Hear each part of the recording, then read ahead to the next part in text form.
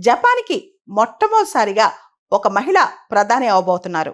Sane Takaichi. ఈవిడ ఇంతకుముందు Japanese prime minister Shinzo Abe follower అన్నమాట. ఆయన టైంలో ఈవిడ మినిస్టర్‌గా కూడా చేశారు.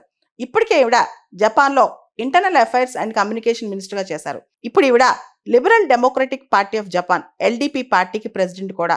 సానే టకాయిచి జపనీస్ హౌస్ ఆఫ్ రిప్రజెంటేటివ్స్‌లో సభ్యురాలు కూడా. 1993లో ఈవిడ రాజకీయాల్లోకి వచ్చారు. 2021లో ఎల్‌డిపి లీడర్‌షిప్ కోసం పోటీ పడ్డారు.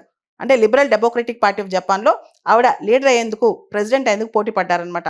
ఆ తర్వాత అనేక మార్లు ఆవిడ పోటీ పడి ఇప్పటికి ఆవిడ ప్రైమ్ మినిస్టర్ అయ్యారనమాట. ఈవిడికి British female prime minister Margaret Thatcher అంటే చాలా ఇష్టం.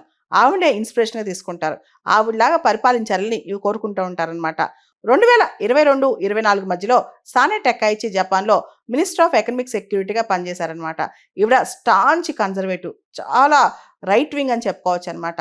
ఎల్‌జిబిటి మ్యారేజెస్ అంటే సేమ్ సెక్స్ మ్యారేజెస్‌ని సానే టకాయిచి అపోజ్ చేస్తున్నారు. అంతేకాదు జపాన్‌లో ఒక కొత్త ప్రపోజల్ ఉందన్నమాట. జపాన్‌లో ఆడవాళ్ళు పెళ్ళైన తర్వాత కూడా వాళ్ళ సర్‌నేమ్‌ని అంటే వాళ్ళ మెయిడెన్ నేమ్‌ని మార్చుకోక్కర్లేదని చెప్పి ఒక ప్రపోజ్డ్ లెజిస్లేషన్ ఉంది. దాన్ని కూడా ఆవిడ అపోజ్ చేస్తున్నారు. అంటే చాలా కన్జర్వేటివ్‌గా ఆలోచిస్తారనమాట. పెళ్ళైన తర్వాత ఆడవాళ్ళు తమ మెయిడెన్ నేమ్స్‌ని మార్చుకోవాలని చెప్పి ఆవిడ అంటూ ఉంటారు. అంతేకాదు